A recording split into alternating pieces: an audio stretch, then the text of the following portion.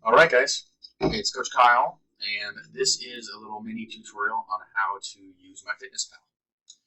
So first thing that you need to do is make sure that you have the app downloaded. So you're going to have to go to your app store, whether you're using Android or Apple. They both have it, and it's a well-versed app. It has a huge database, and hopefully Trainerize, which is the app that you'll be using, quickly updates their food tracker. But for now, we're going to use myfitnesspal.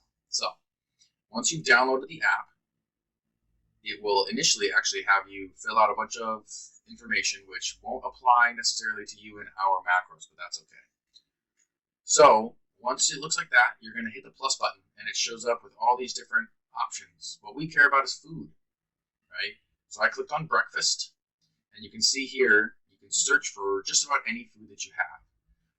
So for me, I wanted to see the protein powder, I believe. Yeah, protein powders, search, and it'll come up with all these different brands with the calories next to them. You even have sections for your meals, for recipes, if you save recipes for certain foods. So you have all these different options that you can go to. Now, if we, click on something, it'll show you what it looks like. Of course, now it's zoomed in on my thumb, but so let's say I got a PCC breakfast burrito, a little veggie and cheese breakfast burrito. You can see serving size is one burrito. Now, let's say I had multiple burritos. Down at the bottom, I can change the serving size to 2, 3, however many burritos I had. Maybe I had half of it. I could even do half a burrito. That wouldn't necessarily matter. So that's how you change the number of servings, because that seems to get people confused a little bit. And it'll show up right there with how many calories you have. And let's say you made a mistake. You simply swipe, and you can delete that. Okay. Now you also have other sections for weight, water, status, all these different things. Like I said, we're going to focus mainly on the meal. So you have lunch, dinner, snacks, everything.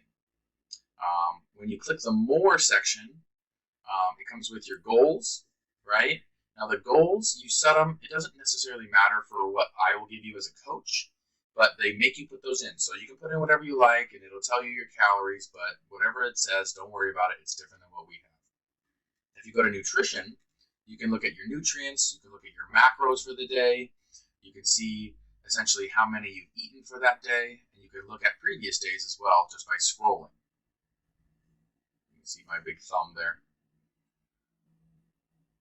And then as we're coming here, what you definitely want to do is you need to go to your diary settings.